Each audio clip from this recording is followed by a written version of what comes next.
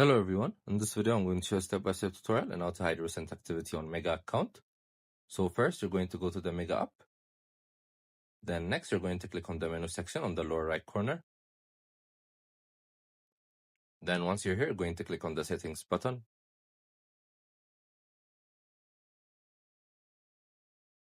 Then once on settings, you're going to click on user interface. So as you can see, there is the hide recent activity option. You're going to turn it on. So from now on, your recent activity will not be displayed in the home section. So that's good for security reasons, for privacy reasons, basically. You guys could also find this app in the App Store or Play Store. Since it's a helpful app for your files, make sure to download it. We have different videos we're posting daily. Make sure to check them out. I hope you guys liked this video. Subscribe for more, like for more, share for more. I would see you again. Goodbye.